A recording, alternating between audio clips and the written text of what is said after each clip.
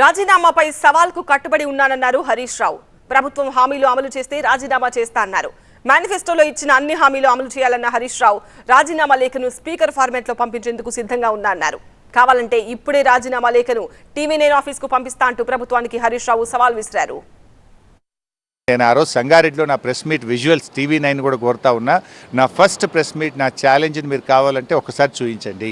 నేను ఆ రోజు చెప్పింది ఏంటంటే 6 గ్యారంటీలు బాండ్ పేపర్ మీద మీరు ఏదైతే రాసిచ్చారో, బాండ్ పేపర్ మీద 100 రోజుల్లో చేస్తామని రాసిచ్చిన 6 గ్యారంటీలు రుణమాఫీ మీరు ఆగస్టు 15లోగా చేస్తే నేను రాజీనామా చేసి మళ్ళీ ఎన్నికల్లో పోటీ చేయను అని చెప్పాను.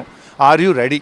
దాని మీద ముఖ్యమంత్రి గారు ఇంతవరకు స్పందించలేదు. 6 గ్యారంటీలు అంటే వృద్ధులకు, వితంతువులకు 4000 పెన్షను, రైతులకు 7500 ప్రతి ఎకరానికి ఇవ్వడము, మహిళలకు 2500 రూపాయలు ఇవ్వడము, 2 లక్షల రుణమాఫీ చేయడం.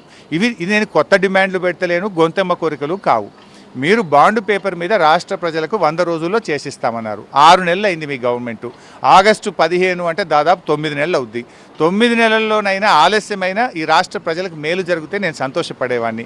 నా ఒక్కడికి ఎమ్మెల్యే పదవి కంటే లక్షల మంది ప్రజలకు మేలు జరగడం నేను ముఖ్యం అనుకుంటున్నాను. అట్లీస్ట్ నా సవాల్ ద్వారానైనా ఈ ప్రభుత్వం పంతానికి పోయో పట్టింపుకు పోయో ఆ 6 గ్యారంటీలు అమలు చేసి రుణమాఫీ అమలు చేస్తే నాకు అంతకంటే సంతోషం ఏం లేదు. సీఎం స్పందించకుండా డైరెక్ట్గా అవన్నీ చేద్దాం అనుకుంటున్నారేమో, మీరైతే దానికి సిద్ధంగా ఉన్నారు. నేను టీవీ9కు రాజీనామా లేఖ పంపమంటే పంపిస్తా, రాకేష్కి పంపించమంటే పంపిస్తా. ముఖ్యమంత్రి గారు లేఖ తెప్పించుకోండి. ఒకవేళ 6 గ్యారంటీలు రుణమాఫీ ముఖ్యమంత్రి గారు అమలు చేస్తే నా రాజీనామా లేఖను శాసనసభ స్పీకర్కి పంపండి. నేను స్పీకర్ ప్రొఫార్మాలో పంపిస్తా మీకు. ఒకవేళ ముఖ్యమంత్రి గారు చేయలేకపోతే ఆయన తన రాజీనామాను గవర్నర్ గారికి పంపమనండి.